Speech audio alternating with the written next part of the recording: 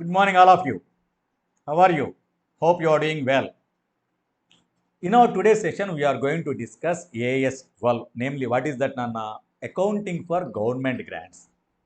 If we have received any government grant, then what is the accounting treatment to be adopted in our books of accounts for such government grant? అసలు government మన grant ఎందుకు ఇస్తుందన్న? We know that one of the basic duties of any government is to develop the industry and economy in the country. మరి ఇండస్ట్రీని ఎకానమీని develop చేయాలి అంటే it undertake some promotional activities like incentives offer చేస్తుంది ఇండస్ట్రీకి, grants ఇస్తూ ఉంటుంది, subsidies ఇస్తూ ఉంటుంది. ఎందుకు? To encourage the industry and to develop the industry and economy.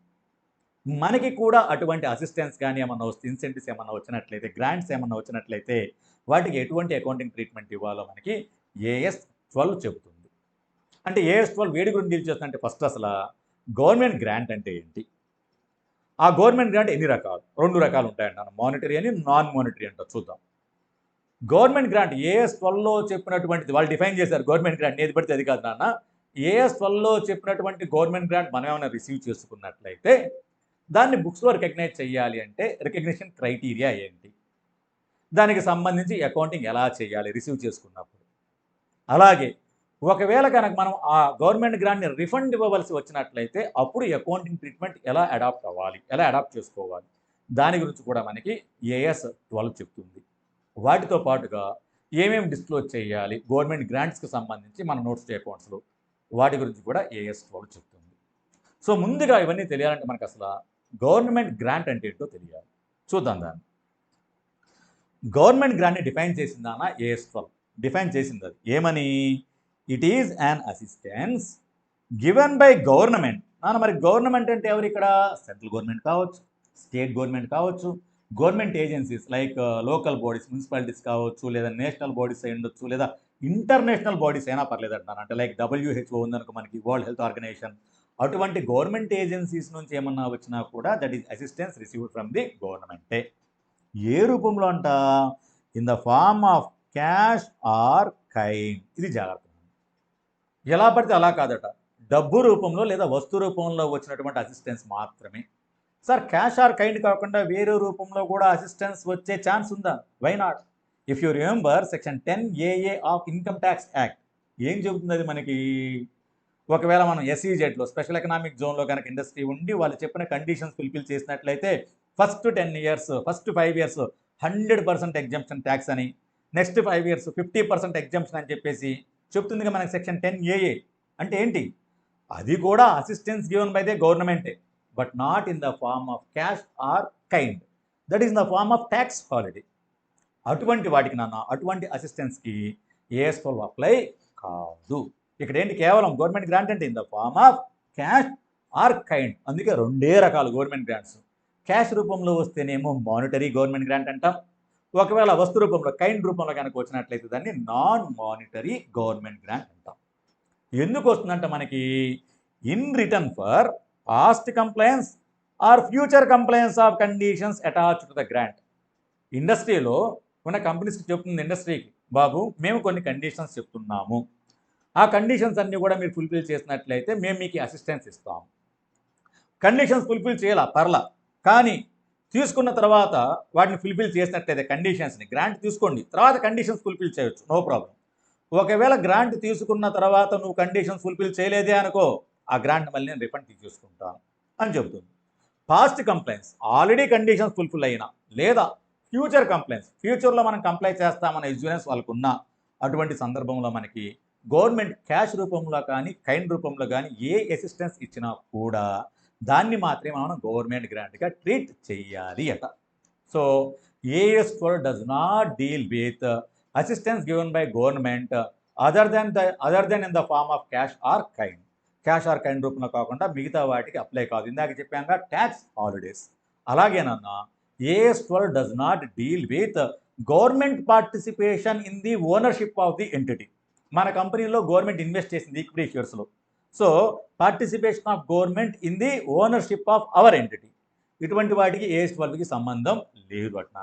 They are outside the scope of the AS 12.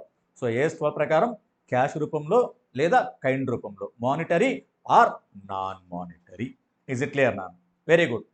నాకు ఇప్పుడు అర్థమైంది గవర్నమెంట్ గ్రాంట్ అంటే ఏంటో అర్థమైంది. నాకు వచ్చింది కూడా గవర్నమెంట్ గ్రాంటే. క్యాష్ రూపంలోనే వచ్చింది లేదా కైండ్ రూపంలో వచ్చింది ఫ్రమ్ గవర్నమెంటే. In return for past complaints or future complaints of conditions. Can I recognise that in my books of accounts అంటే దానికి ఒక రికగ్నిషన్ క్రైటీరియా చెప్పింది. నీ చేతికి గవర్నమెంట్ గ్రాంట్ వచ్చింది కాదంటల్లా. కానీ దాన్ని నీ బుక్స్‌లో గవర్నమెంట్ గ్రాంట్‌గా చూపించుకోవాలంటే రికగ్నిషన్ క్రైటీరియాను ఫుల్‌ఫిల్ చేయాలి. ఏంటంటే రికగ్నిషన్ క్రైటీరియా చాలా జాగ్రత్త ఇంపార్టెంట్. జాగ్రత్తగా వినండి. When there is a reasonable assurance that the conditions attached to the grant will be complied with and if there is a reasonable assurance that the grant will be received. చాలా జాగ్రత్తగా వినండి ఇక్కడ. Conditions fulfil చేయాల్సిన అవసరం లేదట. Conditions fulfil చేయడానికి reasonable assurance ఉన్నా చాలట. అలాగే చేతికి గ్రాంట్ ఇంకా రాకపోయినా పర్లేదట. కండిషన్స్ ఫుల్ఫిల్ చేయడానికి రీజనబుల్ ఎస్యూరెన్స్ ఉండి ఆ గ్రాంట్ నీ చేతికి వస్తుంది అనడానికి కూడా రీజనబుల్ ఎస్యూరెన్స్ కనుక ఉన్నట్లయితే ఆ గ్రాంట్ నీ చేతికి రాకపోయినా సరే అక్రూవల్ బేసిస్ మీద నువ్వు రికగ్నైజ్ చేసుకోవచ్చు. ఏ బేసిస్ నానా? అక్రూవల్ బేసిస్ మీద. అంటే చేతికి రావాల్సిన అవసరమే లేదు. గ్రాంట్ వస్తుందన్న రీజనబుల్ ఎస్యూరెన్స్ ఉండి ఆ కండిషన్స్ నువ్వు ఫుల్ఫిల్ చేస్తావన్న రీజనబుల్ ఎస్యూరెన్స్ కూడా ఉంటే అప్పుడు నీకు గ్రాంట్ ఇంకా చేతికి రాకపోయినా సరే అక్రూవల్ బేసిస్ మీద ముందుగానే రికగ్నైజ్ చేసుకోవచ్చట. సో చూద్దాం వీటి గురించి కొన్ని కేసెస్ చూద్దాం నాన్న, అర్థం చేసుకోవడం కోసం, డీటెయిల్ అండర్స్టాండింగ్ కోసం. ఫస్ట్ది గ్రాంట్ రిసీవ్డ్ నాన్న, కండిషన్స్ ఫుల్ఫిల్డ్. ఇక రీజనబుల్ ఎస్యూరెన్స్ ఏంటి? ఇక ఆల్రెడీ గ్రాంట్ వచ్చింది మన చేతికి, అలాగే కండిషన్స్ కూడా ఫుల్ఫిల్ అయ్యాం. అందుకని రీజనబుల్ ఎస్యూరెన్స్ అనేది నాట్ అప్లికబుల్ ఇక్కడ. ఇంకేంటి ఇట్లాంటప్పుడు గ్రాంట్ వచ్చే కండిషన్స్ ఫుల్ఫిల్ చేసేవో you can recognise, recognition criteria fulfil అయినట్లే. Entry bank account debtor to government grant account అని బుక్స్లో చూపించుకో. ఫస్ట్ సిచ్యువేషన్ అర్థమైంది నాన్న? Very good. సెకండ్ సిచ్యువేషన్, చేతికి గ్రాంట్ వచ్చింది కానీ కండిషన్స్ ఇంకా ఫుల్ఫిల్ చేయలేదు మనం, ఫ్యూచర్ కంప్లైంట్స్. మరి కండిషన్స్ ఫుల్ఫిల్ చేయడానికి రీజనబుల్ ఎస్యూరెన్స్ ఉందా? ఉంది, రీజనబుల్ ఎస్యూరెన్స్ ఉందట. There is a reasonable assurance that the conditions will be fulfilled. Very good. అయితే పర్లా, అప్పుడు కూడా ఏం చేయొచ్చు మనం? రికగ్నైజ్ చేసుకోవచ్చు. Entry bank account debtor to government grant account. Clear నాన్న? ఇది సెకండ్ సిచ్యువేషన్. థర్డ్ సిచ్యువేషన్, చేతికి గ్రాంట్ వచ్చింది, కండిషన్స్ ఫుల్ఫిల్ చేయలేదు. ఓకే, మరి కండిషన్స్ ఫుల్ఫిల్ చేయడానికి బ్యాలెన్స్ షీట్ రోజుకి రీజనబుల్ ఎస్యూరెన్స్ ఉందా అంటే లేదట. నో, ఇంకా డైలమాలో ఉన్నాం, మాకు కొంచెం ఇంకా డైలమా ఉంది. అది మేము ఇంకా మా చేతికి అది ప్రస్తుతానికి వచ్చింది, బట్ మాకున్న ఇన్ఫర్మేషన్ ఆధారంగా ఈ 31st మార్చ్ లోపు ఆ కండిషన్స్ ఫుల్ఫిల్ చేయడానికి మాకు రీజనబుల్ ఎస్యూరెన్స్ లేదు. ఓహో, చేతికి అమౌంట్ వచ్చింది కానీ బ్యాలెన్స్ షీట్ రోజుకి ఇంకా there is no reasonable assurance that the conditions will be complied with. మరి అట్లాంటి రికగ్నిషన్ క్రైటీరియా నువ్వు ఫుల్ఫిల్ చేయలేదు కదా, మీట్ అవ్వలేదు కదా. అందుకని ఏం చేస్తావంటే నీ దగ్గర వచ్చిన అమౌంట్ నువ్వు లయబిలిటీగా చూపించుకో, that is payable to government అని చూపించుకో. చేతికి డబ్బు వచ్చిందిగా, bank account debtor to government grant recognise చేయకు, టు పేయబుల్ టు గవర్నమెంట్ అని చూపించుకో అని చెప్పింది అన్న. Bank account debtor to payable to government. Clear? Very good. Next one అన్న, చేతికి రాల, నాట్ రిసీవ్డ్, కండిషన్స్ ఫుల్ఫిల్ కాల. రెండు, గ్రాంటు రాలా, కండిషన్స్ ఫుల్ఫిల్ కాల, but reasonable assurance that the grant will be received ఉందంట, అలాగే reasonable assurance that the conditions will be fulfilled. రెండింటికి రీజనబుల్ ఎస్యూరెన్స్ ఉందట. అదేగా రికగ్నిషన్ క్రైటీరియాలో చెప్పింది. ఆ రెండింటికి రీజనబుల్ ఎస్యూరెన్స్ ఉన్నట్లయితే నీ చేతికి గ్రాంట్ రానప్పటికీ కూడా అక్రూవల్ బేసిస్ మీద నువ్వు రికగ్నైజ్ చేసుకో, రిసీవబుల్ అని చేసుకో. బ్యాంక్ చేతికి రాలేదు కాబట్టి డెబిట్ చేయకు. ఏమంటాం మరి ఇప్పుడు? Government grant receivable account debtor to government grant recognise చేసేసుకో నీ బుక్స్లో అని చెప్పింది. This is about recognition criteria. Clear నాన్న? సో ఫస్ట్ ఇక్కడ దాకా ఒకసారి నీట్గా చార్ట్స్ వేసుకున్నాను ఫాస్ట్గా.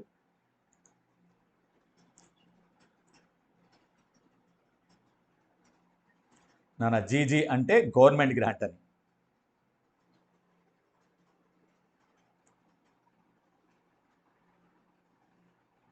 నా రైటింగ్ కొంచెం హారిబుల్గా ఉంటుంది కాబట్టి ఎప్పుడు క్యాపిటల్ లెటర్సే రాస్తూ ఉన్నాను, వీలైనంతవరకు ట్రై చేస్తున్నాను. క్లాస్ వింటే రైటింగ్ అర్థమవుతుంది.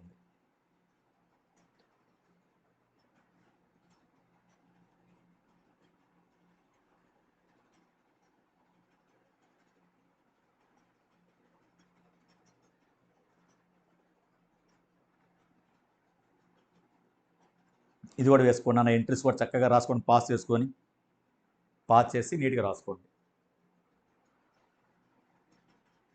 ఈ చార్ట్ వల్ల మనకి రికగ్నిషన్ క్రైటీరియా చాలా క్లియర్గా అర్థమవుతుంది.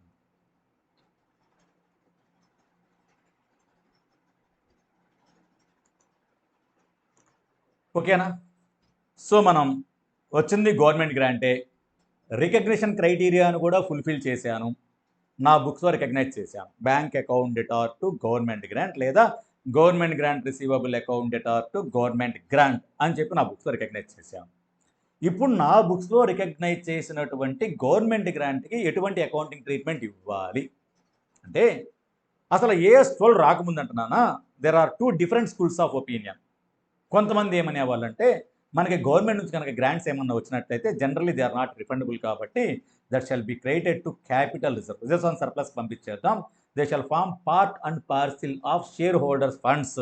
వాటిని క్యాపిటల్ రిజర్వ్కి ట్రాన్స్ఫర్ చేయటం ఉత్తమమైన పని. అది క్యాపిటల్ రిసీట్ అని కొంతమంది చెప్పేవాళ్ళు, క్యాపిటల్ రిసీట్ అని చెప్పి కొంతమంది అనేవారు. వీళ్ళు దీన్ని ఏమనేవాళ్ళు అంటే క్యాపిటల్ అప్రోచ్ అనేవాళ్ళు.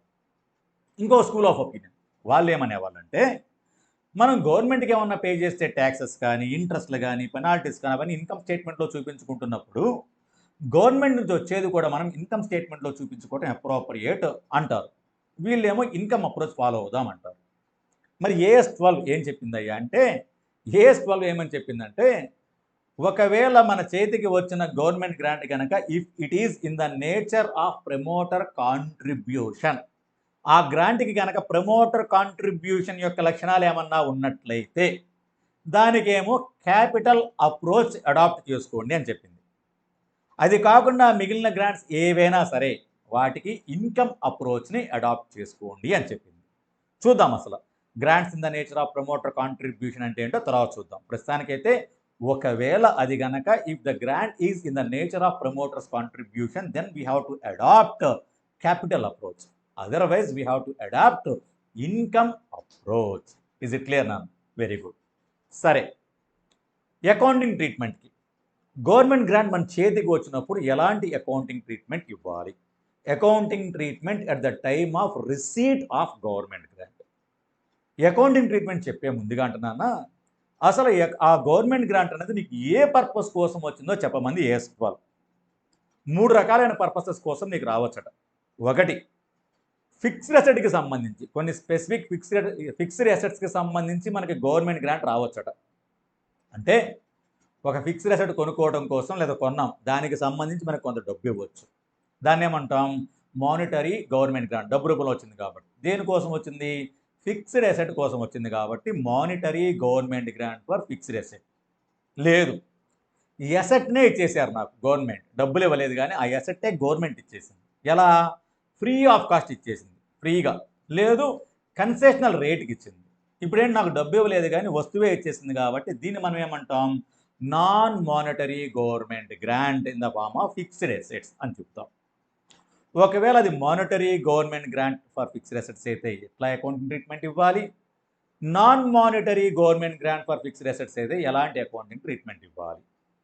అలాగే రెవెన్యూ పర్పసెస్ కోసం గ్రాంట్స్ ఏమన్నా వస్తే, అంటే మన ఎక్స్పెన్సెస్ మీట్ అవడం కోసం మనకి గవర్నమెంట్ ఏమన్నా గ్రాంట్ కనుక ఇచ్చినట్లయితే దానికి ఎటువంటి అకౌంటింగ్ ట్రీట్మెంట్ చేయాలి? అలాగే ఇందాక అన్నాం చూసారా, grants in the nature of promoter contribution అయితే దానికి ఎటువంటి అకౌంటింగ్ ట్రీట్మెంట్ చేయాలి? అంటే ఈ అకౌంటింగ్ ట్రీట్మెంట్ గవర్నమెంట్ గ్రాంట్కి ఏంటో చెప్పాలి అంటే ఫస్ట్ మనకి ఏం తెలియాలి?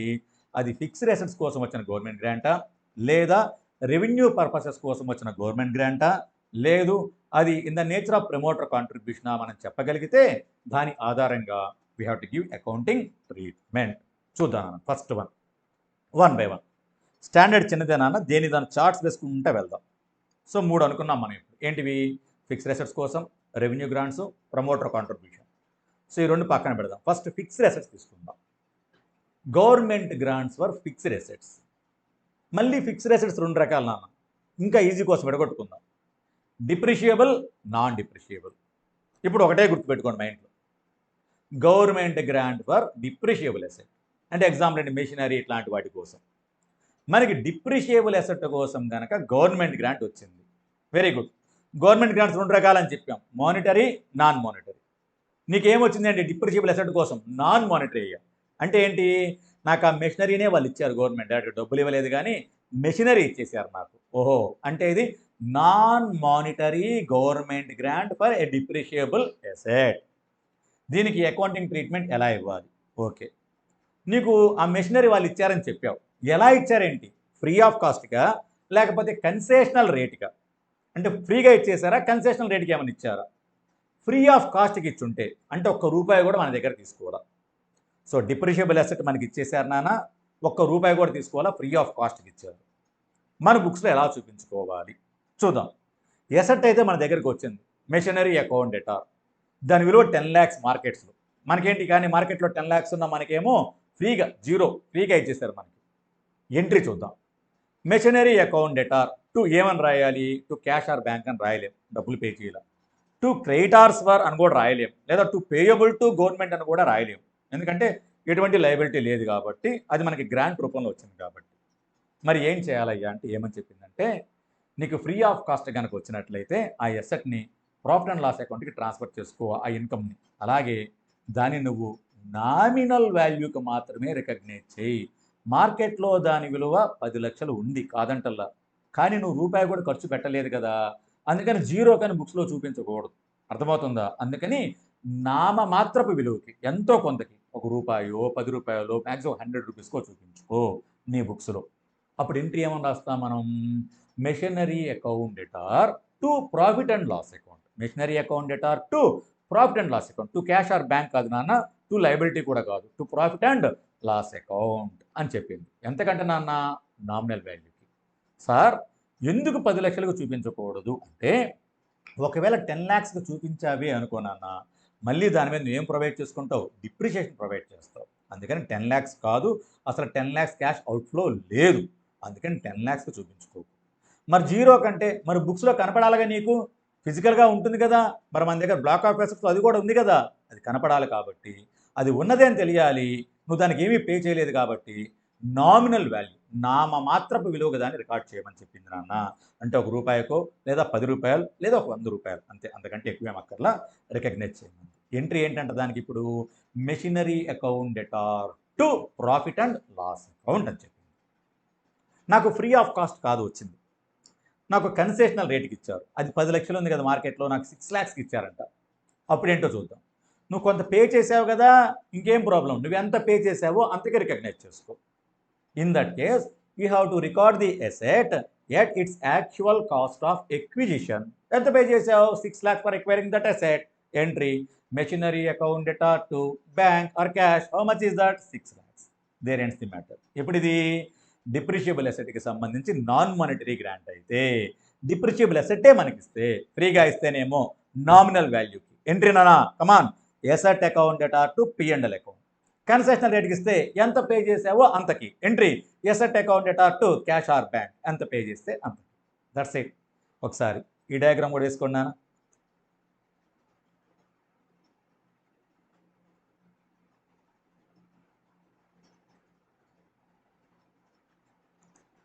ఆ ఎంట్రీస్ కూడా రాసుకోండి నాన్న. Asset account debtor to profit and loss account. ఇటైతేనేమో asset account debtor to cash or bank.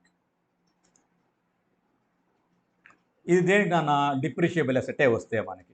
డిప్రిషియబుల్ asset కోసం డబ్బు వస్తే కనుక దాన్ని ఏమంటాం మనం? అసెట్ ఇవ్వలేదు. క్యాష్ ఇచ్చారు మనకి. అంటే ఏంటది?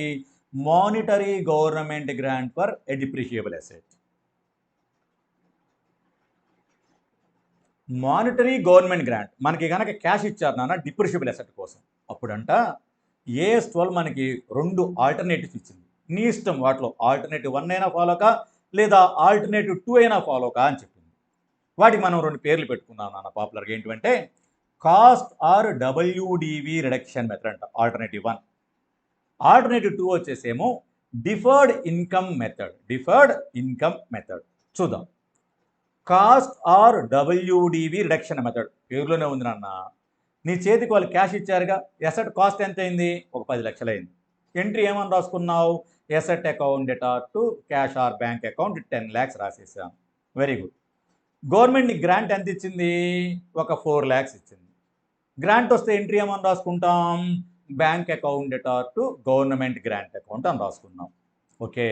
ఇప్పుడు ఇది వచ్చింది డిప్రిషియబుల్ అసెట్ కోసం కాబట్టి నీకు ఆల్టర్నేటివ్ 1 నువ్వు కావాలనుకుంటే ఆ ఎసెట్ యొక్క కాస్ట్ లేదా డబ్ల్యూడివిలో నుంచి ఈ గ్రాంట్ అమౌంట్ని లెస్ చేసుకో. అదేంటి సార్ కాస్ట్ ఆర్ డబ్ల్యూడివి అంటున్నారంటే, కొన్నది ఈ రోజేనా అన్న, ఇప్పుడే నాకు గ్రాంట్ వచ్చింది అనుకున్నాను, అప్పుడు ఎసెట్ కాస్ట్ నుంచి లెస్ చేసుకుంటాం. లేదు, కొన్నది ఎప్పుడో ప్రీవియస్ ఇయర్లో, అప్పుడు అప్లై చేస్తే ఇప్పుడు నాకు గ్రాంట్ వచ్చింది, ఇప్పుడు నా బుక్స్లో అది కాస్ట్కి ఉండదు నాన్న, డబ్ల్యూడివికి ఉంటుంది, రిటర్న్ డౌన్ వాల్యూకి. మరి డిప్రిసియేషన్ పై డబ్ల్యూడివి ఉంటుంది కదా, ఆ వాల్యూకి ఉంటుంది.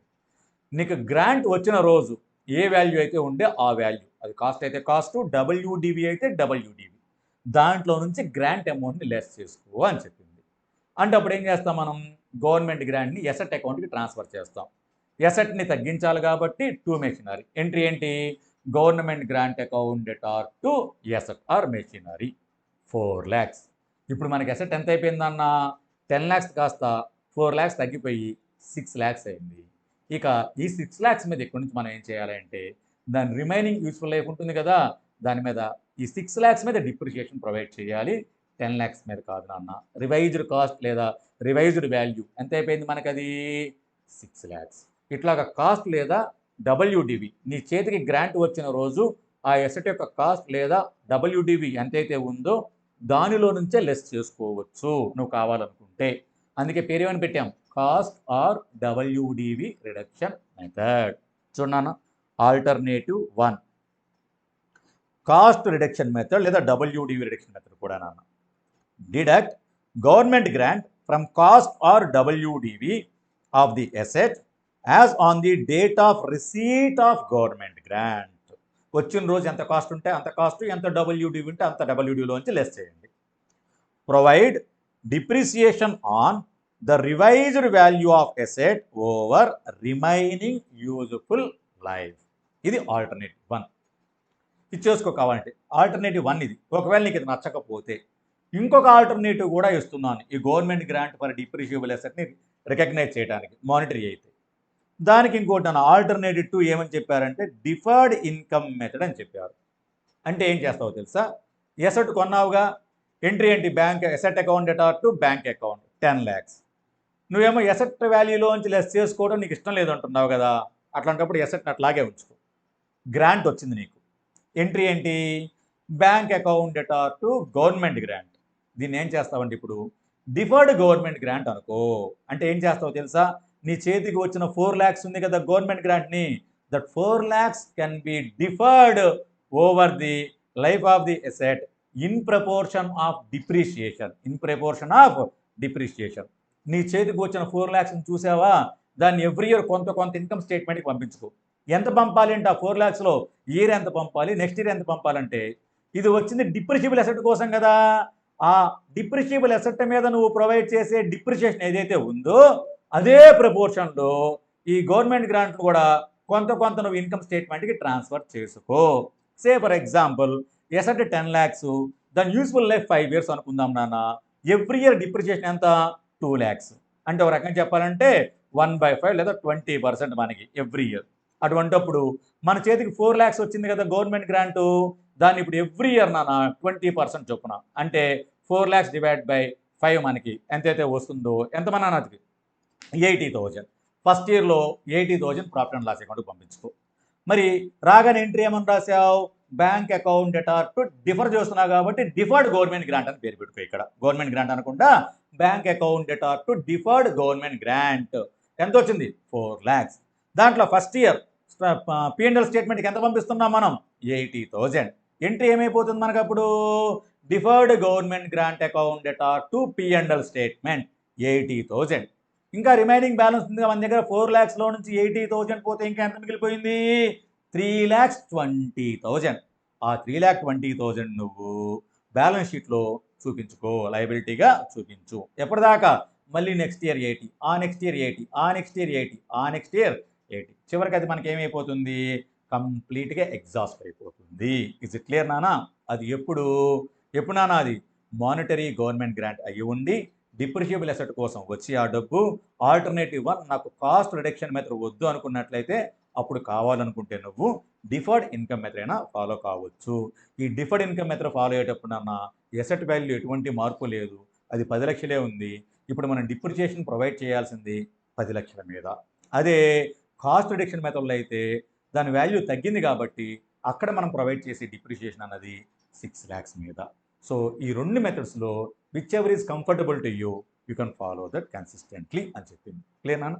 రెండోది deferred income method. Defer government grant received to profit and loss statement in proportion of depreciation on that asset. మరి అది డిప్రిషియబుల్ ఎసెటే కాబట్టి దాని మీద ప్రొవైడ్ చేసినటువంటి డిప్రిసియేషన్ ప్రపోర్షన్లో. ఒక ప్రాబ్లం చూద్దాం నాన్న, ఇది రాసుకోండి ఫస్ట్. ఇది కూడా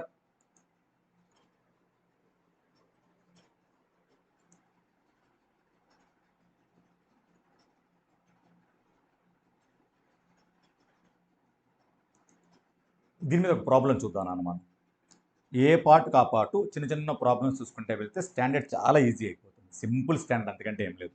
చార్ట్స్ బాగా గుర్తుపెట్టుకోండి, దాని ప్రాబ్లం చేసుకోండి. ప్రాబ్లం నెంబర్ 2 చూడండి నాన్న, చూద్దామా? Gauri Shankar limited purchased a special machinery అంటే depreciable asset on 1st April of a financial year for 25 lakhs. 25 lakhs పెట్టి కొన్నది నాన్న. ఎంట్రీ పర్చేజ్ చేసినప్పుడు ఇంటి ఏమని రాస్తాం మనం? Machinery account debtor to bank account 25 lakhs. It received a government grant for 20% of the price. 25 lakhsలో 20% నాన్న, అంటే ఎంత మనకి ఇది 5 lakhs. ఎంట్రీ నాన్న, ఎంట్రీ ఏమో రాసుకుంటాం? ఫస్ట్ ఎంట్రీ అయితే కంబైన్ ఎంట్రీ కాదు, first entry bank account debtor to government grant account. ఎంత? 5 lakhs. The machine has an effective life of 10 years. Useful life ఇచ్చేసాను నాన్న 10 years. Advise the company of the accounting treatments under cost reduction method and deferred income method.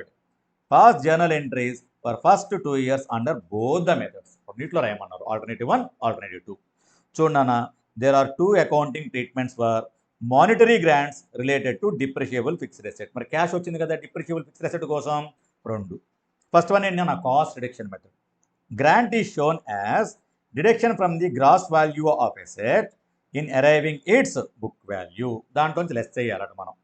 When the grant is equal to the cost of assets, the asset should be shown in balance sheet at nominal value. Say for example మనకి 10 lakhs ఉందనుకోండి asset విలువ, 10 lakhs వచ్చేసింది అనుకోండి. Sir 10 lakhsలోంచి 10 lakhs తీసేస్తే zero అయిపోయిందని zero ఎప్పుడు చూపించుకోకూడదు అన్న. ఇందాకే చెప్పాము కదా కాన్సెప్ట్, మనం బుక్స్లో అది ఉందని తెలియాలి అంటే దాన్ని అప్పుడు నామినల్ వాల్యూ చూపించుకోవాల్సి వస్తుంది. Asset account debtor to P&L account అని. ఎప్పుడు 10 లక్షలకి 10 లక్షల డబ్బు వచ్చేస్తే కనుక. Okay, very good. ఆర్ రెండోది నాన్న, grants are treated as deferred income. The deferred income is recognised in profit and loss account on a systematic and rational basis over the useful life of the assets. Such allocation to income is made over the periods and in proportions in which depreciation on related asset is charged. Differ చేయాలనుకుంటే మాత్రం ఆ డిప్రిషియబుల్ asset మీద ఉన్నటువంటి depreciation ప్రపోర్షన్లో differ చేసుకో అని చెప్పారు. Government grant received ఎంత నాన్న మనకి ఇక్కడ? 25 lakhs ఇంటూ 20%, 5 lakhs. ఫస్ట్ నాన్న కాస్ట్ రిడక్షన్ మెథడ్లో ఇంట్రెస్ట్ చూద్దాం. Machinery account debtor to bank account 25 lakhs. తర్వాత నాన్న డైరెక్ట్గా bank account debtor to machinery అని రాశారు. అంటే ఇది రెండు ఇంట్రెస్ట్ని కంబైన్ చేసి రాసాం మనం. ఎట్లాగా?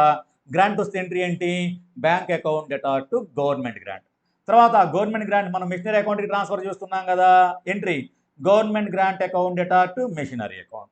గవర్నమెంట్ గ్రాంట్ వెళ్ళిపోతే కంబైన్ ఎంట్రీ మనకి ఏమైపోతుంది? Bank account debtor to machinery account. ఎంత వచ్చిందన్న? 5 lakhs. మరి ఇప్పుడు ఇది కాస్ట్ రిడక్షన్ మెథడ్ కాబట్టి అసెట్ రిమైనింగ్ వాల్యూ ఎంత ఉంటుంది మనకి? ఇప్పుడు 25 lakhsలో నుంచి 5 lakhs పోతే 20 lakhs. ఇప్పుడు ఏం చేయాలి? ఈ 20 lakhs మీద మనం 10 yearsకి డిప్రిసియేషన్ని ప్రొవైడ్ చేయాలి. ఏంటి చూడండి next entry, depreciation account debtor to machinery account. ఎంత అన్న? 20 lakhs divided by 10, 2 lakhs, 2 lakhs. ఆ తర్వాత మరి డిప్రిసియేషన్ మనకి ఏంటి? లాస్ కాబట్టి that shall be charged to profit and loss statement. Entry దానికి మనకి తెలిసింది ఏంటది? Profit and loss account debtor to depreciation. ఇది ఫస్ట్ ఇయర్కి సంబంధించిన. మళ్ళీ సెకండ్ ఇయర్లో కూడా దీని మీద ఏం ప్రొవైడ్ చేస్తాం? డిప్రిసియేషన్. స్ట్రైట్ లైన్ మెథడేగా, మళ్ళీ సేమ్ అమౌంట్. ఎంత నాన్న? 2 lakhs. ఎంట్రీ ఏంటి? Depreciation account debtor to machinery account 2 lakhs. దాన్ని మళ్ళీ ప్రాఫిట్ అండ్ లాస్ స్టేట్మెంట్కి పంపించుకున్నట్లయితే ఏమని రాసుకుంటాం? Profit and loss statement account debtor to depreciation. That's it.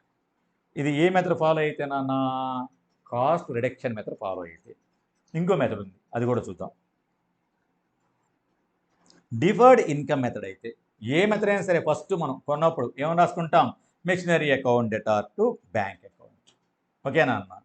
ఇక్కడ మనకి డిఫర్ చేద్దాం అనుకుంటున్నాం కాబట్టి మనకు ఆ గ్రాంట్ వచ్చిన రోజు ఎంట్రీ ఏమని రాసుకోవాలి, bank account debtor to deferred government grant అని రాయాలి. డిఫర్ చేయబోతున్నాం కాబట్టి. So bank account debtor to deferred government grant account ఎంత అన్న, 5 lakhs. ఇప్పుడేంటి, డిప్రిషియేషన్ ఏ రెండింగ్కి వచ్చేసాను, ఇక డిప్రిషియేషన్ ప్రొవైడ్ చేయాలి. ఏ వాల్యూ మీద, 25 lakhs అసలు నేను టచ్ చేయలేదు, దానికి అసలు అడ్జస్టే చేయటల్లా, ఇక్కడ డిఫర్ చేసుకుందాం అనుకుంటున్నాను అసెట్ వాల్యూలో తగ్గించుకోకుండా. అందుకని 25 lakhs మీద డిప్రిషియేషన్ ప్రొవైడ్ చేసి 10 yearsకి ఎంత అవుతుంది, 2,50,000. సో ఇదిగో నాన్న, depreciation account debtor to machinery 25 lakhs divided by 10, 2,50,000. Transfer that depreciation to profit and loss account as usual. ఇది ఓకే. అయితే మరి ఆ డిఫర్డ్ ఇన్కమ్లో నాన్న మనం ఏమనుకున్నాం, కొంత ఎవ్రీ ఇయర్ మన ఇన్కమ్ స్టేట్మెంట్కి ట్రాన్స్ఫర్ చేయాలనుకున్నాం కదా. ఏ ప్రపోర్షన్లో, డిప్రిసియేషన్ ప్రపోర్షన్. ఇక్కడ డిప్రిసియేషన్ ఎంత నాన్న, ఓవర్ 10 years అంటున్నాడు కాబట్టి మనకు వచ్చినటువంటి ఆ డిఫర్డ్ గవర్నమెంట్ గ్రాంట్ని కూడా మనం ఇప్పుడు 10 yearsలో డిఫర్ చేయాలి. 10 yearsలో అంటే నాన్న 5 lakhs divided by 10 years. Each year ఎంత నాన్న, 50,000. ఇప్పుడు కరెంట్ ఇయర్లో మనం 50,000 కరెంట్ ఇయర్ ఎండింగ్ దాన్ని డిఫర్ చేద్దాం. ఎంట్రీ ఏమైపోతుంది, deferred government grant account debtor 50,000 to profit and loss statement. ఇదిగోండి అన్న, deferred government grant account debtor to P&L account. How much is that, 5 lakhs divided by 10, 50,000, 50,000. Clear నాన్న? మరి ఆ remaining ఉంది కదా సార్, ఇంకా బ్యాలెన్స్ మన దగ్గర 5 lakhsలో 50,000 పోతే 4,50,000 అన్నది బ్యాలెన్స్ షీట్లో లయబిలిటీ సైడ్ చూపించుకుంటాం దాన్ని. క్లియర్ నాన్న? Very good. ఇయర్ 2కి నాన్న డిప్రిసియేషన్లో ఏం మార్పు లేదు, స్ట్రైట్ లైన్ మెథడ్ కాబట్టి సేమ్ 2,50,000 ఇక్కడ 25 lakhs డివైడెడ్ బై 10 years. దాని మళ్ళీ ప్రాఫిట్ అండ్ లాస్ అకౌంట్ పంపుకుంటాం. మళ్ళీ సెకండ్ ఇయర్లో కూడా ఆ డిఫర్డ్ ఇన్కమ్ ఇంకా మన దగ్గర 4,50,000 ఉంది కదా, దాంట్లోంచి మళ్ళీ ఇంకో 50,000 పంపించుకుంటాం. Entry, deferred government grant account debtor to profit and loss statement. Every year ఇది కూడా same amount, 50,000, 50,000. This is the accounting treatment for government grants in case of fixed assets, that is depreciable fixed asset. Depreciable fixed asset కనుక అయితే. Clear నానా? So ఇది డిప్రిషియబుల్ fixed asset అయి ఉండి, non monetary అంటే free of కాస్ట్కి వస్తేనేమో nominal value recognise చేసుకో, లేదా కన్సెషనల్ రేట్కి వస్తేనేమో యాక్చువల్ కాస్ట్ ఆఫ్ ఎక్విజిషన్గా రికార్డు చేసుకో. మానిటరీ దీనికోసం డబ్బు కనుక వచ్చినట్లయితే నీకు నేను 2 ఆల్టర్నేటివ్ ఇస్తున్నాను, నీ ఇష్టం వచ్చింది నువ్వు చూస్ చేసుకో. ఆల్టర్నేటివ్ 1 కాస్ట్ రిడక్షన్ మెథడ్ నాన్న, ఆల్టర్నేటివ్ 2 డిఫర్డ్ ఇన్కమ్ మెథడ్. ఏ మెథడ్స్లో ఎలా ఇంట్రెస్ట్ పాస్ చేయాలనే సంగతి మనం చూసాం. Is it clear? ఒకసారి జాగ్రత్తగా చూసుకున్నాను ఇది.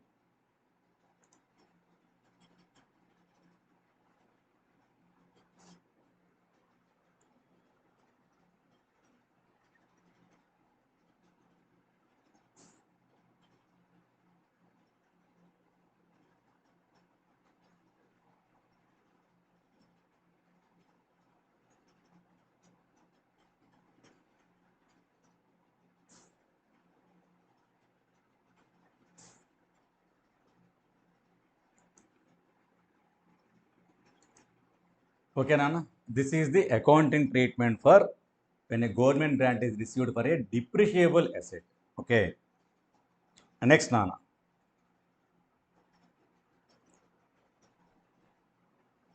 ఎంట్రీస్ ఇందాక రాయలేదు అనుకుంటున్నాను, ఒకవేళ ఈ ఎంట్రీస్ కూడా రాసుకుంటే రాసుకోండి. ఆల్రెడీ వాళ్ళ ప్రాబ్లం చూశారు కదా.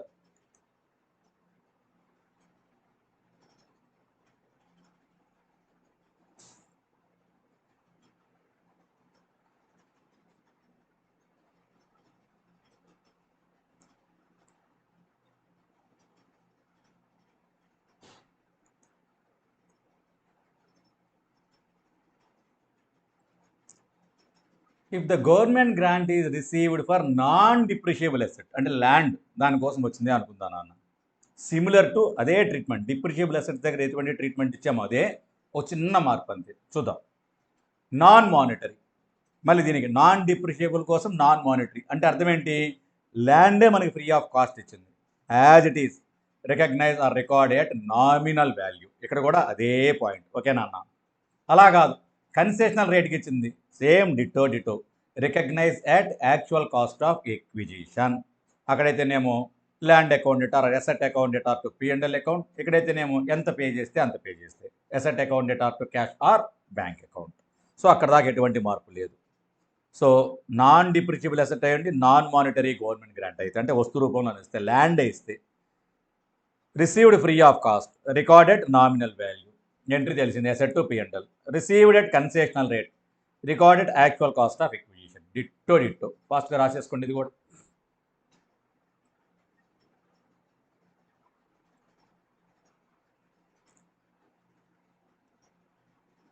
నెక్స్ట్ మానిటరీ గవర్నమెంట్ గ్రాంట్ అయితే అంటే ల్యాండ్ కోసం కనుక మనకి క్యాష్ ఇస్తే నాన్న in the form of cash కనుక వచ్చినట్లయితే, ఇందాక మనం చూసాంగా మిషనరీ కోసం డిప్రిషియబుల్ అసెట్ కోసం అయితే 2 రకాల ఆల్టర్నేటివ్స్ ఉన్నాయి మనకి. ఏమేంటివి? కాస్ట్ రిడక్షన్ మెథడ్, ఇంకోటి ఏంటి నాన్న మనకి డిఫర్డ్ ఇన్కమ్ మెథడ్. అవే ఆల్టర్నేటివ్స్ ఇక్కడ కూడా, అయితే కొంచెం జాగ్రత్తగా విందాం నాన్న.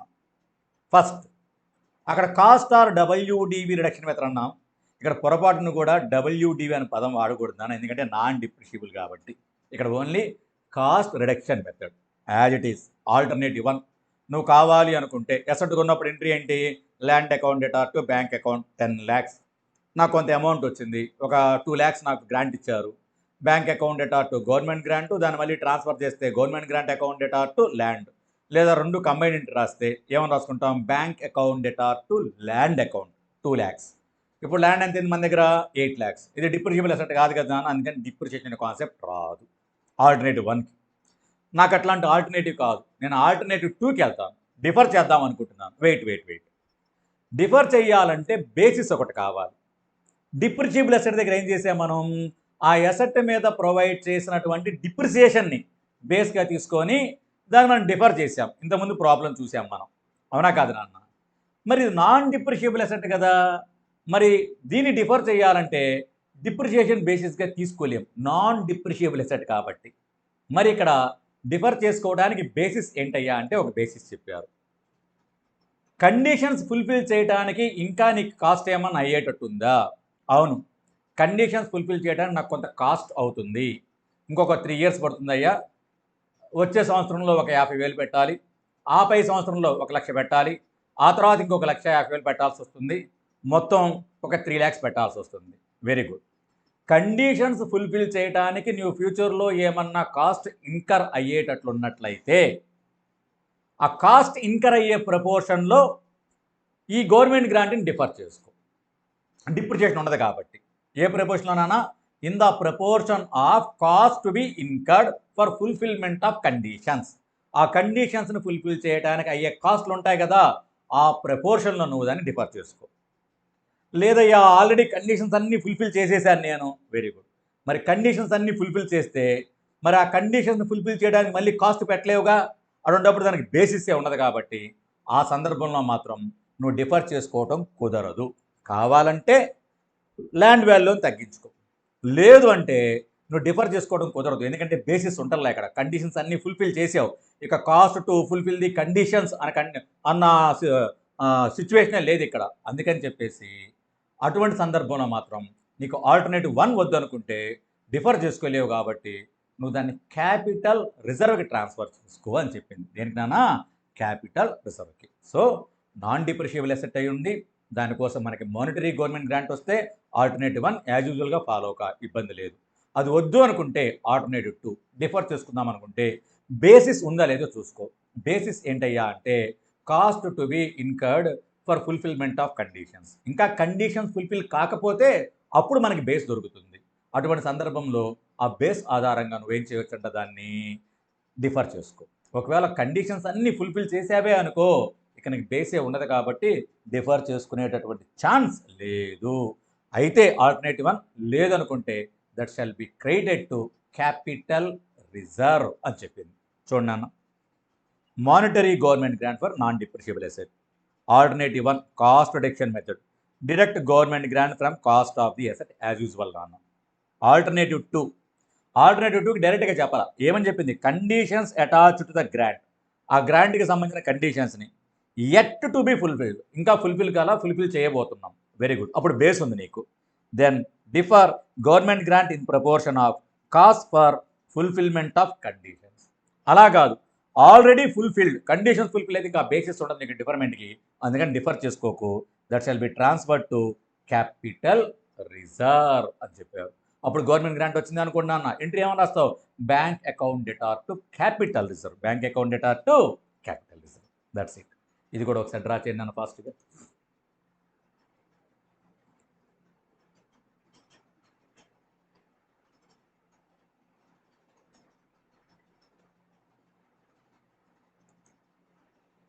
ఎప్పుడు ఇది నాన్ డిప్రిషియబుల్ అసెట్ అయితే, అంతకు మించి ఏమీ లేదు. దీని మీద ఒక ప్రాబ్లం చూద్దాం నాన్న. ప్రతిదానికి దానికే ప్రాబ్లమ్స్ చూసుకుంటే వెళ్తే సింపుల్ అయిపోతుంది మనకి. ప్రాబ్లం నెంబర్ 1 నాన్న. X limited received 5 acres of land from government for 5 lakhs per acre. ఒక్కొక్క ఎకరానికి ఎంత నాన్న? ఎకరానికి ఎంత అంట? 5 lakhs. అట్లా ఎన్ని ఎకరాలు? 5 acres. The fair value of land is 10 lakhs per acre. మార్కెట్లోనేమో 10 lakhs ఉంది, కానీ మనకి ఎంతకు ఇస్తున్నారు? 5 lakhsకి. ఏంటి? ల్యాండ్ అంటే నాన్ డిప్రిషియబుల్ అసెట్, అవునా కాదు నాన్న? మార్కెట్లోనేమో 10 lakhs ఉంటే మనకి ఎంతకు ఇస్తున్నారు? 5 lakhsకి. కన్సెషనల్ రేట్కి ఇస్తున్నారు మనకి. Suggest accounting treatment in the books of X limited. Also suggest the accounting treatment if it is received at free of cost from the government. మనకేమొస్తుంది? ఇప్పుడు ల్యాండ్ ఇస్తున్నారు, ఎంతకి? తక్కువ ధరకి. 10 lakhsది 5 lakhsకి ఇస్తున్నారు. అంటే ఏంటిది? మనకి నాన్ మానిటరీ గవర్నమెంట్ గ్రాంట్, వస్తు రూపంలో వచ్చింది, ల్యాండ్ రూపంలో వచ్చింది కాబట్టి. Is it clear? ఎలా ఇస్తున్నారు? ఫ్రీ ఆఫ్ కాస్ట్ అయితే ఎలాగా, కన్సెషనల్ రేట్ అయితే అలాగా. రెండోది కూడా అడిగాడు కింద మనకి, ఫ్రీ ఆఫ్ కాస్ట్ అయితే అని. ఫస్ట్ నాన్న, ఫ్రీ ఆఫ్ కాస్ట్ అయితే ఏంటి మన ప్రొవిజన్? అది నామినల్ వాల్యూకి రికగ్నైజ్ చేయి. ఏముంది దానికి? అంతేనే కదా. ఎంట్రీ ఏమైపోతుంది మనకి? నామినల్ వాల్యూ అంటే ఫస్ట్ కొన్నాం land account debtor to P&L account, 1 రూపీయో 10 రూపీసో 100 రూపీసో నామినల్ వాల్యూ.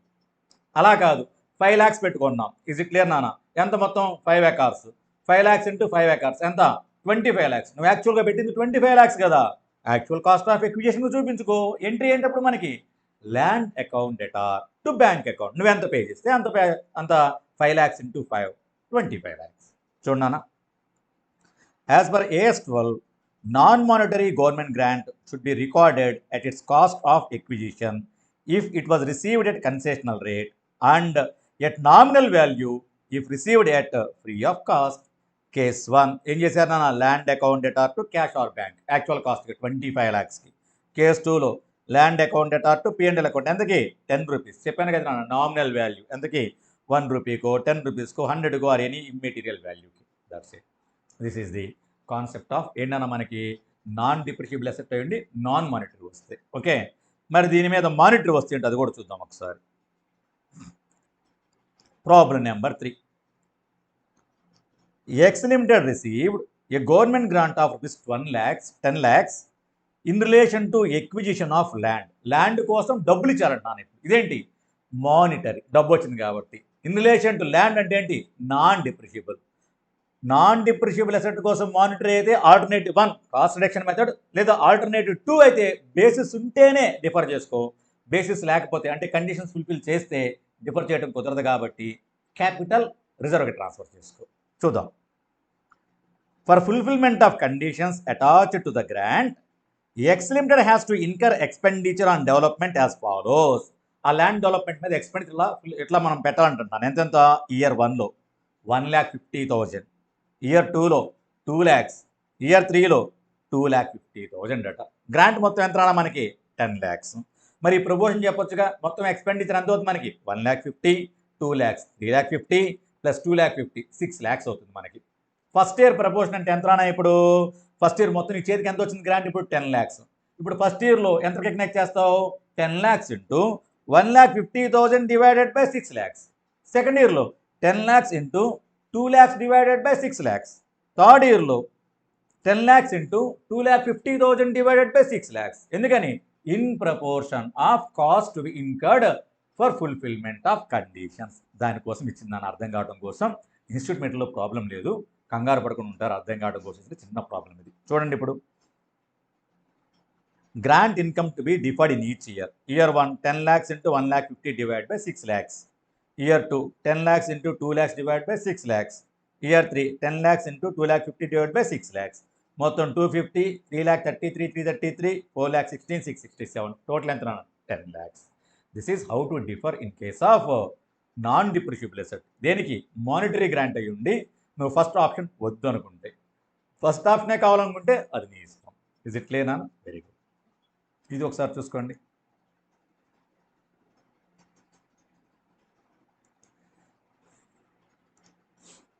క్లియర్ నాన్న? Very good. సో ఇక్కడికి మనం ఏం చూసాం, మొత్తం చూసాం. వేటి గురించి? Government grant in relation to A specific fixed asset. అది డిప్రిషియబుల్ అయితే ఎట్లాగా, నాన్ డిప్రిషియబుల్ అయితే ఎలాగా అన్న సంగతి చూసాం. సో ఇక్కడికి ఒకటి అయిపోయింది. రెండోది నాన్న రెవెన్యూ గ్రాంట్స్ అని చెప్పాం, గుర్తుందా మనకి? రెవెన్యూ గ్రాంట్స్ అంటే ఏంటన్నా? అవి మనకి మన ఎక్స్పెన్సెస్ మీట్ అవటం కోసం. సే ఫర్ ఎగ్జాంపుల్ కేంద్రీయ విద్యాలయ లాంటిది ఉందనుకుందాం. గవర్నమెంట్ ఏమన్నారు, మనకి ఆగస్ట్ 15 సెలబ్రేషన్స్ కానీ లేకపోతే జనవరి 26 సెలబ్రేషన్స్ కానీ వాటి కోసం కొంత ఫండ్ పంపించింది అనుకుందాం. సో అట్లా ఎక్స్పెన్సెస్ కోసం వస్తాయి. లేదా మన స్టాఫ్ యొక్క మెడికల్ ఎక్స్పెన్సెస్ కోసం, వాటి కోసం గవర్నమెంట్ ఏమన్నా మనకి కొంత గ్రాంట్ ఇచ్చింది అనుకుందాం. ఇటువంటి వాటిని ఏమంటామంటే మనం రెవెన్యూ గ్రాంట్స్ అంటాం నాన్న. రెవెన్యూ పర్పసెస్ కోసం వచ్చినటువంటి గ్రాంట్స్. ఇదేదో ఎసెట్ కొనుక్కోవడం కోసం కాదు, ఎక్స్పెన్సెస్ కోసం వచ్చినటువంటిది. అటువంటిప్పుడు అంట వాటిని ఎలా చూపించుకోవాలంటే వీఆర్ లెఫ్ట్ విత్ 2 ఆప్షన్స్ నాన్న. Method 1, you can show that under other income. Other income కింద చూపించుకున్నాను, అదర్ ఇన్కమ్ కింద. లేదు కాదనుకుంటే you can deduct the concerned grant from the concerned expense. ఏ ఎక్స్పెన్స్ కోసం అయితే నీకు గ్రాంట్ ఇచ్చారో ఆ ఎక్స్పెన్స్లో నుంచి ఈ గ్రాంట్ని మనం ఏం చేయొచ్చు అంటే లెస్ చేయొచ్చు.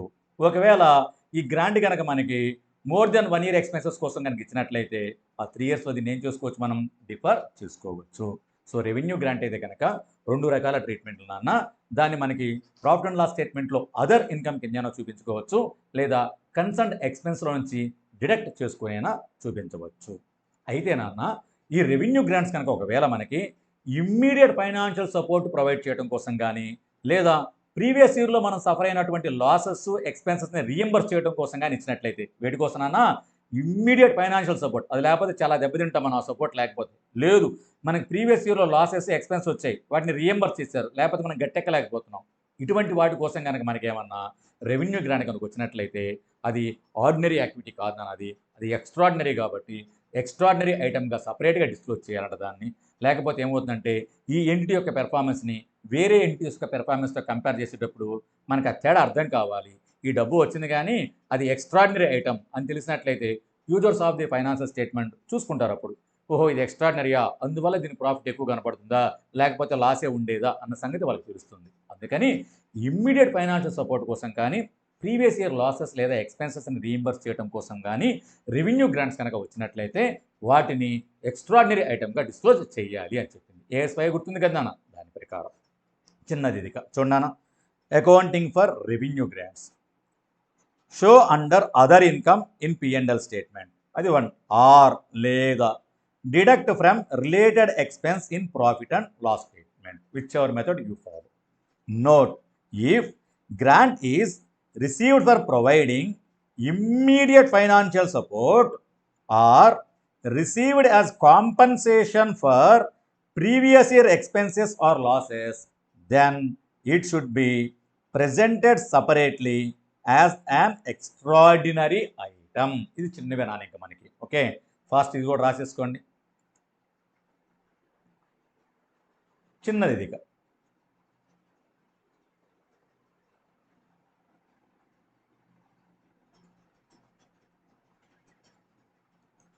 ఇంకొకటి మిగిలిందన్న, అది కూడా చూసి రెండింటి మీద కలిపి ప్రాబ్లమ్స్ చూద్దాం మనం. ఓకే, ఏది మనకి థర్డ్ గుర్తుంది, అది grants in the nature of promoters contribution అన్నాం. దాని గురించి చూద్దాం అన్న. ఏంటి సార్ అసలు grant in the nature of promoters contribution అంటే? నార్మల్గా నాన్న ప్రమోటర్స్ ఎప్పుడు కాంట్రిబ్యూట్ చేస్తారు? కంపెనీ ఇన్కార్పొరేట్ అయిన తర్వాతన, ఇన్కార్పొరేట్ అయ్యేటప్పుడు, స్టార్టింగ్లో ఇన్కార్పొరేషన్ అప్పుడు వాళ్ళు మొత్తం కాంట్రిబ్యూట్ చేసేది. జనరల్గా నాన్న వాళ్ళు పెట్టిన దానికి మళ్ళీ మనం రిఫండ్ ఇవ్వం, దాని మీద కాస్ట్ కూడా ఏమి కాదు. దాన్ని మనం ఏమంటాం, ప్రమోటర్ కాంట్రిబ్యూషన్ అంటాం. అంటే ఇనీషియల్గా క్యాపిటల్ ఉంటుంది కదా, దాన్ని ప్రొవైడ్ చేస్తున్నట్టుగా క్యాపిటల్ సపోర్ట్. అదేవిధంగా మనం కనుక ఒక కొత్త ఎస్టాబ్లిష్మెంట్ని కనుక, ఒక కొత్త అండర్టేకింగ్ని ఎస్టాబ్లిష్ చేయబోతున్నాం. ఎగ్జిస్టింగ్ ఫ్యాక్టరీ ఇంకో ఫ్యాక్టరీని మనం ఎస్టాబ్లిష్ చేయబోతున్నాం, ఎక్కడో బ్యాక్వర్డ్ ఏరియాలోనో ఎక్కడ రూరల్ ఏరియాలో ఎస్టాబ్లిష్ చేయబోతున్నాం మనం. ఓకేనన్నా, అటువంటిప్పుడు ఆ న్యూ ఎస్టాబ్లిష్మెంట్కి సంబంధించి కనుక మనకి గవర్నమెంట్ ఏమన్నా గ్రాంట్ ఇస్తే, అసిస్టెన్స్ ఇస్తే కనుక, దేనికోసం ఎప్పుడు ఎగ్జామ్లో ఎలా గుర్తుపెట్టాలో చెప్పండి. ఎట్లా అంటే, say for example X limited want to establish a factory or construct a factory in a rural area లేదా ఇన్ ఏ బ్యాక్వర్డ్ ఏరియా అని చెప్తుంది. ఎక్స్ లిమిటెడ్ ఎగ్జిస్టింగే, కానీ ఇంకో ఫ్యాక్టరీని కొత్తగా కట్టబోతుందంట వేరే చోట. అటువంటప్పుడు ఆ కొత్తగా ఎస్టాబ్లిష్ చేసేదానికి గనక మనకి గవర్నమెంట్ ఏమైనా గ్రాంట్ ఇచ్చినట్లయితే దాన్ని మనం కొత్త దాంట్లో స్టార్టింగ్ పెట్టబోయే దాంట్లో ఇస్తున్నాడు కదా నాన్న, అందుకని దాన్ని ఏమంటారంటే grant in the nature of promoters contribution అంటారు. అటువంటి వాటికి నాన్న జనరల్గా రిఫండ్ ఇచ్చేది ఏమి ఉండదు కాబట్టి వాటిని డైరెక్ట్గా క్యాపిటల్ రిజర్వ్కి దాన్ని ట్రాన్స్ఫర్ చేయమని చెప్పింది. ఇస్ క్లియర్ నాన్న? సింపుల్ అంతే. Accounting for government grant in the nature of promoters contribution transfer to capital reserve. Entry ఏంటన్న bank account debtor to capital reserve account. That's it. అయితే నాన్న ఈ క్యాపిటల్ రిజర్వ్కి పంపించావు కదా గవర్నమెంట్ గ్రాంట్, ఇక్కడ కావచ్చు ఇందాక కండిషన్స్ ఫుల్ఫిల్ అయినా సరే అనుకున్నాం కదా, ఇట్లా క్యాపిటల్ రిజర్వ్కి ట్రాన్స్ఫర్ చేసినటువంటిది that is not available for distribution of dividend. ఈ క్యాపిటల్ రిజర్వ్ను ఉపయోగించి డివిడెండ్ డిస్ట్రిబ్యూషన్ చెయ్యకూడదు. అది ఒకటి జాగ్రత్త గుర్తుపెట్టుకోవాలి. Note, government grant credited to capital reserve shall not be used for distribution of dividends. ఇది కూడా రాసుకున్నాను, చిన్న వివరణ.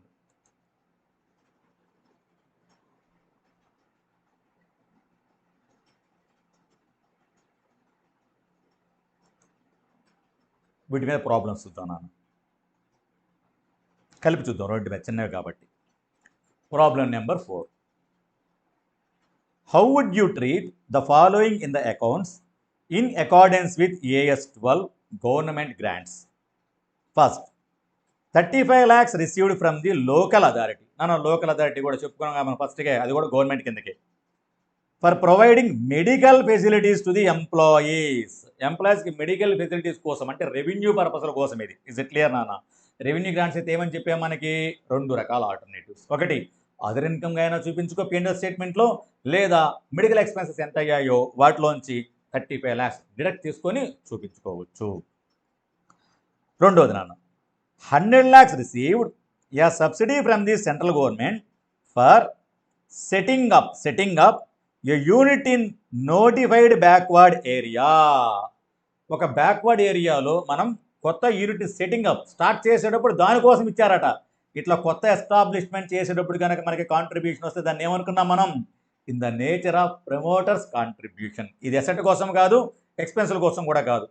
కొత్త ఎస్టాబ్లిష్మెంట్ని స్టార్ట్ చేస్తున్నప్పుడు దానికోసం నాకేమైనా అసిస్టెన్స్ ఇస్తే that shall be in the nature of promoters contribution. ఓకేనా? This subsidy is in the nature of promoters contribution. వాడే చెప్పేస్తాడు. ఏముంది మనకు తెలిసిందేగా, చూడన్నా. Solution, 35 lakhs received from the local authority for providing medical facilities to the employees is a grant received in nature of revenue grant. Such grants are generally presented as a credit in the profit and loss statement, either separately or under a general heading such as other income.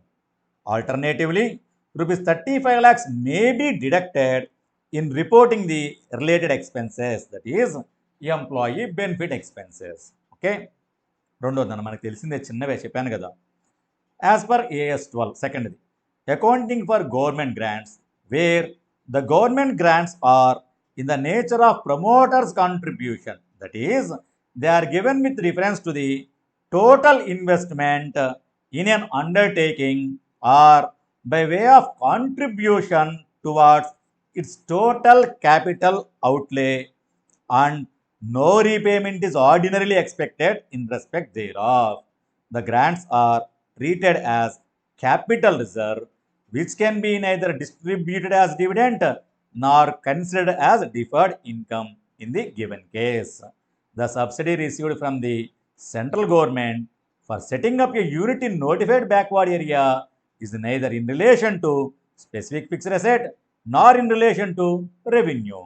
Thus, the amount of 100 lakhs should be credited to capital reserve. Chinna points nana, that is not available for distribution of. Clear? ఇంకొక problem చూద్దాం. Problem number 5. Top and top limited has set up its business in a designated backward area. ఒక backward ఏరియాలో setup చేసాం, వెంటనే promoters contribution అది గుర్తు రావాలి మనకి. Okay, which entitles the company to receive from the government of India of 20% of the cost of investment. having fulfilled all the conditions under the scheme, the company on its investment of rupees 50 crore in capital assets. మొత్తం ఎంత పెట్టింది అన్న 50 crores పెట్టిందంట. దాంట్లో 20% అంటే మనకి 10 crores. Received rupees 10 crore from the government in January 2019. While preparing profit and loss account for the year ending 31st March 2019, treated this receipt as an item of revenue అంట. రెవెన్యూగా చూపించుకోవచ్చా? అలా చూపించకూడదు, మన ఇష్టం కాదు అది. And thereby reduce the losses on profit and loss account for the year ended 31st March 2019 అంట. వీళ్ళు ఏం చేశారు? దాన్ని రెవెన్యూగా చూపించుకొని లాసెస్ తగ్గించుకున్నారంట. అలా చేయవచ్చా? అలా చేయకూడదు. ఇదేంటి? It is a grant in the nature of promoters contribution. దానికి నీ ఇష్టం వచ్చినట్టు చేయకూడదు. ఏస్ట్ వాళ్ళు ఏమని చెప్పింది? That shall be credited to capital reserve. అలా కాకుండా నువ్వు ఏది చేసినా సరే అది ప్రాపర్ ట్రీట్మెంట్ కాదు. ఇస్ ఇట్ క్లియర్ నానా? As per AS 12, accounting for government grants where the government grants are of the nature of promoters contribution, that is they are given with reference to the total investment in an undertaking or by way of contribution towards its total capital outlay. For example central investment subsidy scheme లాంటివి నాన్న. And no repayment is ordinarily expected in respect thereof. The grants are treated as capital reserve, which can be neither distributed as dividend nor considered as deferred income. అలా deferred income కూడా income స్టేట్మెంట్కి దాన్ని పంపించుకోకూడదు. నువ్వు revenue చూపించుకుంటే మరి ఏమవుతుంది? తప్పు. In the given case the subsidy received is neither in relation to specific fixed asset nor in relation to revenue. Thus, it is inappropriate to recognize government grants in the profit and loss statement, since they are not earned but represent and incentive provided by government without related costs. The correct treatment is to credit the subsidy to capital reserve. Therefore, the accounting treatment followed by the company is not proper. ನಾನು actually దాన్ని by heart చేయ రాయకండి. ఇందాక మనం చార్ట్స్లో చెప్పుకున్నాం కదా, సింపుల్గా మనకు తెలిసినటువంటిది. If it's a grant in the nature of promoter contribution, then that shall be credited to capital reserve, that is not available for distribution of dividends and that cannot be deferred as income in the income statement. That's it అని చెప్పి, in the given case the accounting treatment given by the company is not correct. They cannot treat that as revenue and they shall not reduce the losses by that extent. Clear? Very good. ఒకసారి చూసుకోండి అన్న. ఇది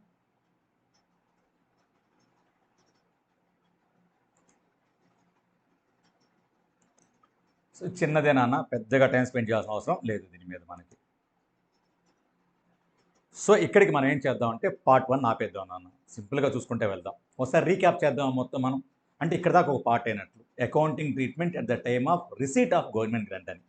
ఇంకొక important మిగిలింది మనకి ఏంటంటే accounting treatment at the time of refund of government grant. లేనన్న, దాన్ని నెక్స్ట్ పార్ట్లో చూద్దాం మనం. ఫస్ట్ ఇక్కడ దాకా చూద్దాం. ఒకసారి రీక్యాప్ చేద్దాం ఫాస్ట్గా. ఫస్ట్ వన్ అన్న, government grant means it is an assistance given by the government in the form of cash or kind. ఎందుకు? In return for past complaints or future complaints of conditions attached to the grant. Government here refers to central government, state government and any government agencies like local bodies, national bodies and international bodies. Is it clear now? So the grants are divided into two categories, monetary and non-monetary government grants. Then what is the recognition criteria for government grants? First, if there is a reasonable assurance that the conditions attached to the grant will be fulfilled and if there is a reasonable assurance that the grant will be collected, in that case you can recognize such government grant in your books of accounts. Even if it is not received, you can recognize that in your books of accounts on accrual basis, provided if it meets the recognition criteria. అవన్నీ మనం చూసాం, వచ్చిన table లాగా వేసుకోండి. Please go through that. Is it clear నా? అలాగే there are two approaches, capital approach and income approach. AS12 says that if it is a case of a grant in the nature of promoter contribution, adopt capital approach. For all other government grants, adopt income approach. Then what is the accounting treatment? Accounting treatment for a specific depreciable asset. దాంట్లో మళ్ళీ నాన్న non monetary. If it is received free of cost then record the asset at nominal value. If it is received at concessional rate, then record at its actual cost of acquisition. Is it clear, Nana? Then what about monetary government grant received for depreciable fixed asset? You are left with two alternatives. Alternative 1, cost or WDV reduction method, alternative to deferred income method. You can choose any of those methods as per your choice. In cost reduction or WDV reduction method, you have to reduce the amount of grants received from the value cost or WDV of the asset as on the date of receipt of such government grant and provide depreciation on the revised value over the remaining useful life of that particular asset. Alternative to deferred income method, you can defer such government grant received in income statement in proportion of depreciation on that particular asset. Then what is the accounting treatment for non-depreciable assets? First one, non-monetary, free of cost, nominal value, concessional rate, actual cost of acquisition. అలాగే ఒకవేళ if it is monetary government grant for non depreciable asset, అటువంటిప్పుడు alternative one cost reduction method as usual. But alternative two నాన్న defer చేసుకోవాలన్నట్లయితే you need a base ఏమని చెప్పిందయ్యా అంటే in proportion of cost incurred for fulfilment of conditions. ఆ base నీకు ఎప్పుడు ఉంటుందయ్యా అంటే కండిషన్స్ ఇంకా ఫుల్ఫిల్ చేయలేదు, చేయబోతున్నట్లయితే దాని మీద పెట్టే కాస్ట్ ఎంతో తెలుస్తుంది, అప్పుడు బేస్ ఉంటుంది.